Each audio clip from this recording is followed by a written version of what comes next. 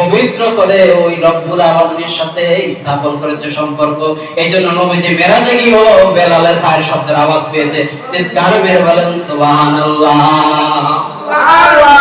পুরুষ এবং মহিলা এই দুজনের মধ্যে পার্থক্য কি জানেন? কেউ জানেন এখানে? পুরুষ এবং মহিলার মধ্যে পার্থক্য কি কেউ জানেন? সবাই আওয়াজ দেন, কেউ জানেন? পুরুষ এবং মহিলার মধ্যে পার্থক্য হচ্ছে রাসূল সাল্লাল্লাহু আলাইহি ওয়াসাল্লামের দাড়ি। কি? রাসূল সাল্লাল্লাহু আলাইহি ওয়াসাল্লামের দাড়ি। মহিলাদের দাড়ি হয় না, পুরুষদের দাড়ি হয়। চিৎকার করে বলেন সুবহানাল্লাহ। এইজন্য পুরুষ এবং মহিলার মধ্যে পার্থক্য হচ্ছে দাড়ি। রাসূল সাল্লাল্লাহু আলাইহি ওয়াসাল্লামের এই সুন্নতে দাড়ি। ইনশাআল্লাহ আমরা রাখবো। ইনশাআল্লাহ বলেন। ইনশাআল্লাহ। আরো বলেন ইনশাআল্লাহ। ইনশাআল্লাহ। আল্লাহ পাক যার প্রতি খুশি হন তাকে আল্লাহ তিনটি জিনিস দান করেন। কি তিনটি জিনিস? আল্লাহ যার প্রতি খুশি হন।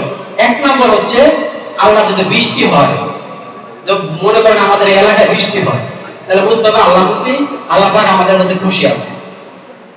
আল্লাহ পাক যাদের মধ্যে খুশি তাদেরকে বৃষ্টি দেন, কন্যা সন্তান দেন এবং ঘরের ভিতরে মেহমান পাঠান। চিল্লায় বলেন সুবহানাল্লাহ। তাহলে আমরা আল্লাহকে খুশি করতে চাই না? আল্লাহকে যারা খুশি করতে পেরেছে